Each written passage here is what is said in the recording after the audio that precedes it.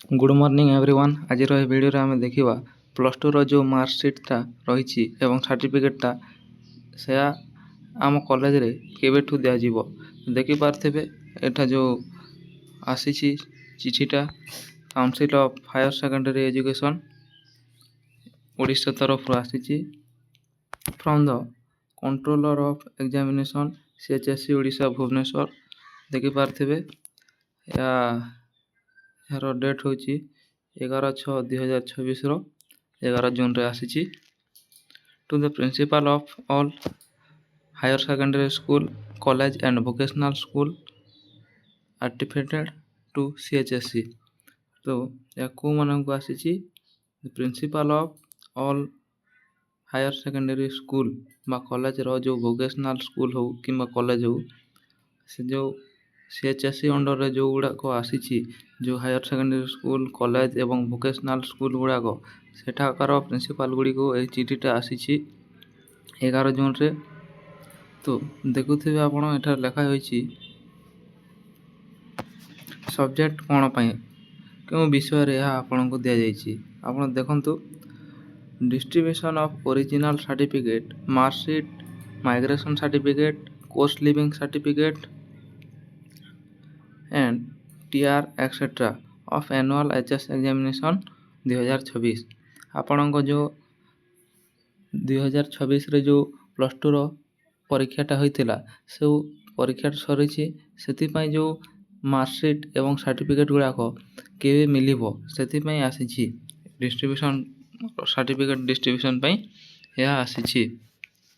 तो आपण देखि पारथिबे कोन लिखा होईची मैडम एवं सर एटा लिखा होईची I am to inform your that original certificate marksheet migration certificate course leaving certificate एवं जो distance education TR and etcetera of annual HS examination 2026 of all stream will distributed as CHSC head office and the zonal offices of CHSC as detailed below। देखि पारथिबे यार detail तले दिया जाईची कोन रही detail रे देखिबा। देखि पारथिबे एटा रही आपनक हेड ऑफिस एवं जोनल ऑफिस गुड़ाक डेट ऑफ डिस्ट्रीब्यूशन रही। तो आम ओडिशा रे रही 4टा हेड ऑफिस बा जोनल ऑफिस ए जो सर्टिफिकेट डिस्ट्रीब्यूशन करने पई प्रथम तो होईची सीएचएससी हेड ऑफिस भुवनेश्वर एवं द्वितीयतः होईची CHSC zone office Berhampur zone रो गोटे रही गोटे भुवनेश्वर गोटे बरहमपुर आ गोटे बारिपदा जोन पई रही आ गोटे रही संबलपुर जोन पई। आपण गूगल रे चेक कर देबे कि आपण को जो डिस्ट्रिक्टटा ताहा क्यों जोनल ऑफिस बा हेड ऑफिस अंडर रे आसुची सीएचएससी रो। तो देखि पारथिबे राइट साइड रे दिया जाईची डेट ऑफ डिस्ट्रीब्यूशन विषय रे। डेट ऑफ डिस्ट्रीब्यूशन रे कोन दिया जाईची तो सीएचएससी हेड ऑफिस जो भुवनेश्वर रही से कोन कहूची distribution will commence from 16 June 2026 and onwards. 16 June 2026 ठारू आपण को जो हेड ऑफिस भुवनेश्वर जोन रो जो रही हेड ऑफिस सीएचएससी रो सेठारू डिस्ट्रीब्यूशन हेबो 16 जून ठारू। से परि बरहमपुर जोन पई कोन रही distribution will commence from 16 June 2026 and onward.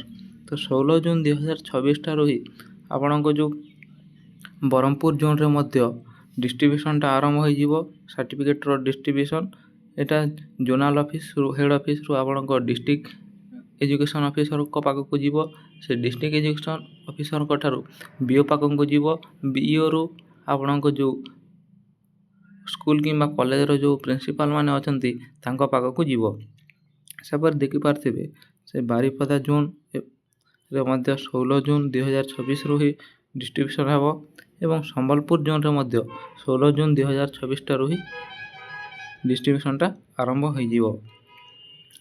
तो आज तो हो गलानी 20 जून आज पर्यंत कहीं आसीनी ताहले यह किसी त्रुटि रही समयटा विलंब होईची एवं आपण को जो मंडे भितर अर्थात 22 जून भितर ଆପଣଙ୍କୁ ଆପଣଙ୍କ କଲେଜ ଗୁଡ଼ାକରେ ମିଳିବାର ବହୁତ ଚାନ୍ସ ରହିଛି।